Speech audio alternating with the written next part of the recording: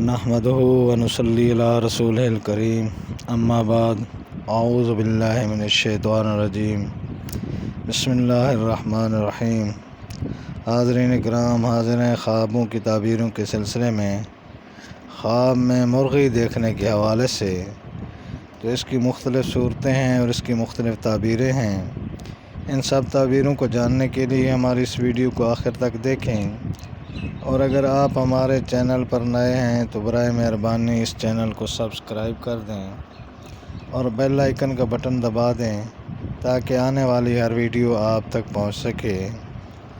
تو چلتے ہیں حاضرین خواب کی تعبیر کی جانب۔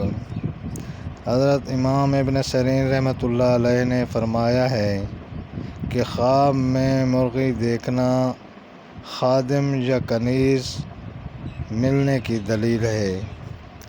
اگر کوئی شخص دیکھے کہ اس نے مرغی خریدی ہے یا کسی نے اس کو دی ہے تو یہ اس بات کی دلیل ہے کہ وہ کوئی کنیز خریدے گا یا خادم مزدوری پر لے گا۔ اگر کوئی شخص دیکھے کہ اس کے پاس بہت سی اور بے انداز مرغیاں ہیں تو دلیل ہے کہ ریاست اور سرداری پائے گا۔ اور اگر کوئی شخص دیکھے کہ اس نے مرغی کا گوشت کھایا ہے تو یہ اس بات کی دلیل ہے کہ اسی قدر خادموں سے مال اور نعمت پائے گا۔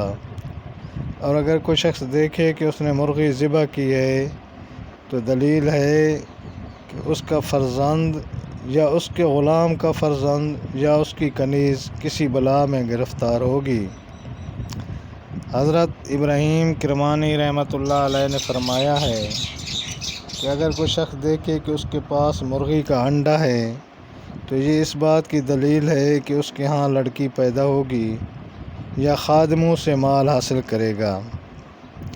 حضرت جابر مغربی رحمۃ اللہ علیہ نے فرمایا ہے کہ خواب میں مرغی باجمال عورت کی دلیل ہے، یعنی کہ اگر کوئی شخص خواب میں مرغی دیکھتا ہے تو اسے باجمال یعنی خوبصورت عورت ملے گی۔